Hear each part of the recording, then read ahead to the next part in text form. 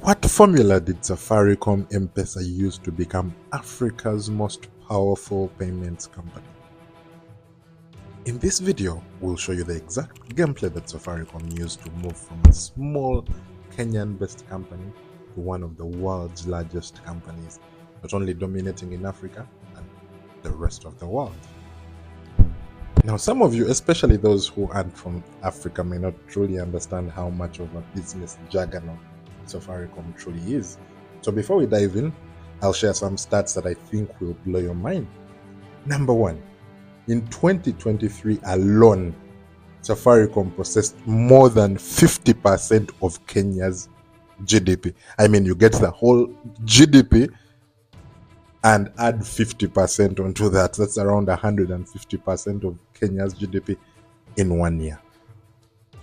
Number two, in every second, Safaricom processes about 2,600 transactions, meaning by the time I even finish this sentence alone, the company has processed more than 50,000 transactions. And most importantly, it launched in 2007, which was even before the Apple iPhone was out. I mean, guys were innovating and creating fintech products that were going to change the world before even the Apple iPhone. That just goes to show you how much impact this company has and how much experience they have. In this video, we'll just break down for you the entire gameplay that Safaricom went through to make sure they moved from this very small company up to a point where they are a multi-billion-dollar entity processing billions of shillings each and every year. So let's get started. This video was sponsored by the Tremby Sales AI tool. This is an artificial intelligence tool that literally finds leads for you, engages them for you, follows up, meaning if you're in charge of making money for any company and you're looking for a tool that can ease a lot of your sales work, helping you get the leads you need, engage them, follow up, and talk to thousands of people on your behalf, check out tremby.com. I'm sure you'll find this extremely helpful. So let's get started. Part 1, the beginning. Just like any other tech company, the beginnings were extremely tough for Safaricom Mpesa. I mean, they were launching this new service that was intended to help people transfer money from town centers to rural areas. But this was relatively new technology. I mean, nothing like this had ever existed before. So naturally, people didn't trust that this service could work. I mean, picture yourself being in that situation. I mean, someone just comes and says, go onto your phone and transfer money. And your phone, even in the first place, was new to you. So would you even have trusted it as yourself? At this phase, what Safaricom focused on was just making sure that they fulfilled the core promise they put to the general public. They focused only on two things. Thing number one was making sure that the system worked, meaning if someone initiated a transaction from this phone number and it was intended to go to another phone number, that money was supposed to be delivered. I mean, this was a trust game, so that transaction not working was very bad for them. And the second thing they had to work on was creating enough agents. Agents are like withdrawal points, just like you have ATMs. These are withdrawal points in shops, in small centers, where people can easily go and liquidate.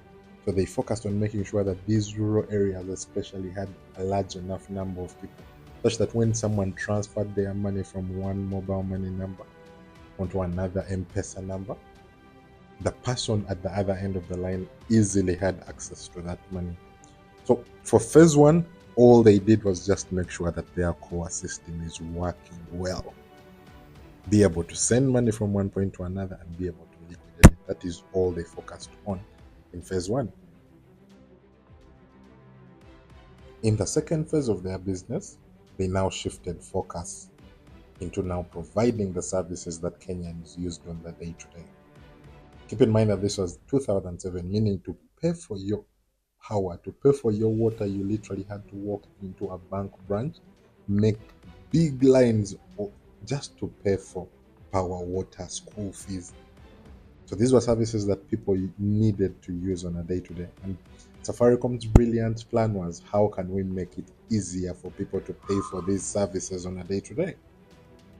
So at this phase, they understood which services people used, be it power, be it water, be it school fees, and they added those services onto their platforms to make sure that once someone wants to pay for those services, as opposed to them going to the bank where they're going to make a line for 3 hours, they may just as well go to a nearby agent, deposit money, and pay for whatever service they wanted to. Now, this phase was intended now to just get the public used. I mean, since you're already going to go ahead and make this line anyway, be, probably get onto a bus to go into the nearby center to make a payment, why not use this other convenient option that not only saves you time, but it's cheaper for you and gets the same result at the end of the day? I mean, you're paying for the service. So phase number 2 was just about, let's introduce these services onto the Mpesa platform. Now, once this was done, they went into phase 3. Once phase 2 was done, they now had a proper grip on the day-to-day utilities that people are using. They decided to launch what they called phase 3. Now, phase 3 was now adding APIs and marketplaces. For those that don't know, APIs are codes that people use to process payments. As an example, if you went into the Uber application, there are different options of payment. So you might use your card, you might use Mpesa. No matter the channel that you choose to use, in the background, they are what they call APIs to support that service. Now, Mpesa's plan at this point in time was to, how do we get in as many day-to-day services that people use? I mean, people are paying for tours and travel, people are paying for DSTV, people are paying for online betting, people are paying for all sorts of services. So can we make the M-Pesa platform work across each and every one of these things? So at that point in time, what they focused on was creating the APIs that were supposed to be consumed and getting as many developers on board. That way, with this API, it meant thousands of other small businesses were now reliant on M-Pesa's platform to collect payment. Now, this created this ecosystem where not even the banks at that time had that presence yet. It gave M-Pesa such an advantage that banks up to now are just playing catch up. But imagine playing catch up on someone that has already been integrated onto hundreds of thousands of websites. It's an advantage that played so well, and whoever thought of this was such a genius that up to now, I still put my hat off for them. The fourth and the final step of this entire domination process was actually quite simple. Integrate with all the banking institutions. I mean, everyone at some point needs the bank. Whether it's loans, whether it's insurance, whether it's just core banking.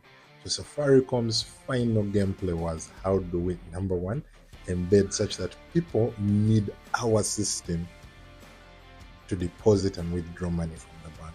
And number two, how do we even go ahead and replicate many of the services that are used in the bank and have them on our platform? That way, the one service that the only other people that were competing with them had an advantage over no longer exists.